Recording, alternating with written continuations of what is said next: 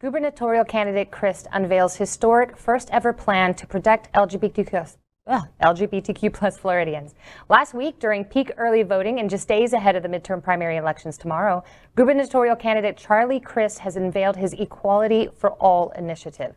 The 6 points of his plan are as follows: to sign an executive order extending the non-discrimination executive order to cover sexual orientation and gender identity, to appoint regional LGBTQ plus liaisons that will report local issues directly to the governor's office, to fine-tune the fight against monkeypox and meningitis in the state, to order the state to investigate conversion therapy as child abuse, to restore Medicaid coverage for gender-affirming care, and finally, to repeal the Parental Rights and Education Bill, also known as the Don't Say Gay Bill. Bravo.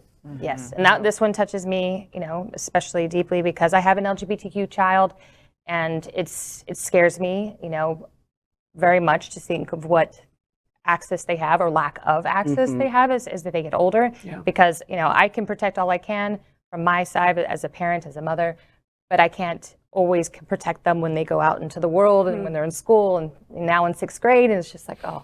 Yeah. I mean, bravo to Crist, too, just going point by point by point with all of DeSantis's nonsense. Right. And with a public policy effort just completely laid out. Yeah. When he was in office before, he wasn't always on the right side of everything, but you can see how far he's come, especially during the overturn of the adoption ban. Yeah. He really kind of changed course, and it makes me feel proud that both major candidates on the Democratic side here in the state of Florida are with us. Yeah. Who has a better chance of getting to Tallahassee? Well, you didn't let me finish. Good question. Wow. You were in my head. Now you know what I was going to say. Fine. Yeah, but Charlie Crist. Yeah.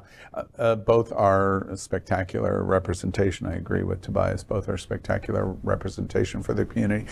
But Charlie Crist. And the reason generally is he's a former Republican. Yeah. And he's a former governor. And he's not a woman. And he's not a woman. I'm sorry, it's the absolute truth. And it is all of those are absolute truths. You know what's really at play at this story, and also our story about Saturday night with Nikki Fried on her tour and doing.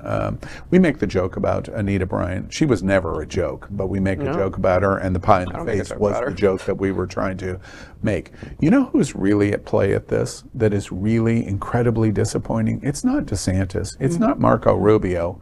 It's us around the table. We're what is so disappointing in these stories, because we have sat around for years saying we want. Sometimes we show up, sometimes we don't. Yeah. Sometimes we give money, sometimes we don't. Sometimes we advocate for ourselves, and sometimes we don't. But you can damn well bet when that HRC dinner rolls around into South Florida, we'll spend $500, $400, $300, $200, $1, whatever it costs to go to it because of the social event.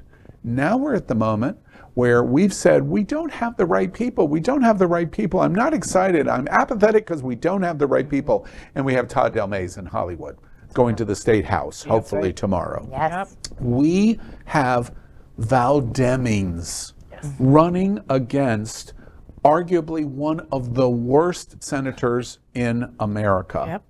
Yep. And she is, as a straight black woman who's a police officer, a captain, saying LGBT is important and here's why. And let me remind you one more time, here's why. Oh wait, we need to talk about it a third time on here's why. And where is the LGBTQ community for Val Demings? Then we have arguably, only behind Donald Trump, the most offensive personality of our lifetimes against our community. And we have two of the most progressive. One who is a statewide official now as the Commissioner of Agriculture, who walks Wilton Drive going into our gay bars, and the other one puts out a manifesto to say, your horrible governor must be removed, and for LGBT, here are the 6 points of the things on what we're going to do. Where are we with these kind of quality candidates saying, we're coming out no matter what. We're coming after him no matter what. We're putting our money where our mouth is no matter what. And even if you don't have 10 cents, I'm registering and I'm voting and I'm bringing 5 people to the polls with me.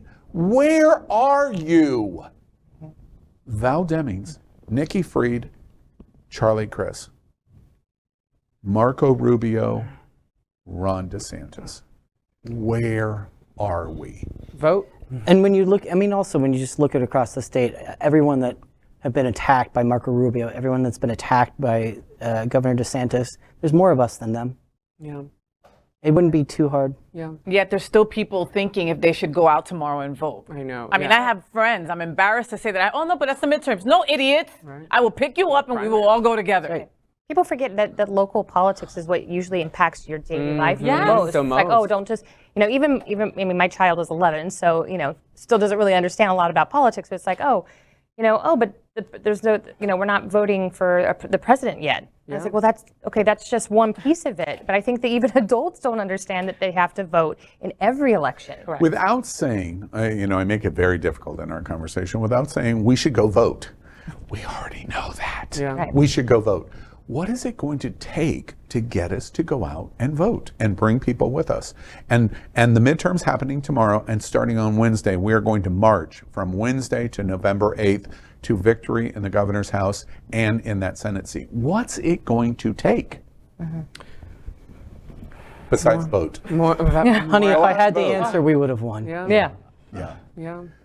This moment, this silence moment, and I mean this silence moment is the moment that we've got to bring into our kitchen tables, we've got to bring into our bars, we've got to bring into our churches, we've got to bring in our LGBT affirming and supporting businesses, we've got to bring into our organizations like Aqua and the National Task Force, which I know they're our greatest allies in Florida and in the country. Yeah. But we've got to bring this conversation front and center. Don't talk about anything else, just this, because this is the reason we're going to lose, or this is the reason we're going to win. It's binary. Yeah. Yes or no. That's it. That's it. I made a decision. I'll meet everybody Wednesday afternoon at 5:30 at Drink. We'll have a cocktail and go, okay, let's develop a master plan. Vote. Vote. Vote. Vote. LGBTQ plus news is vital for our community and for the broader world as a whole. We have enough enemies at Fox News. Tucker, Sean, and Laura are loud. We need passionate allies. Happening Out television network, Queer News Tonight, and It's Happening Out are literally out of the closet and into the headlines. Our community needs your support. Like this broadcast and subscribe now to ensure the growth of the entire LGBTQ plus community.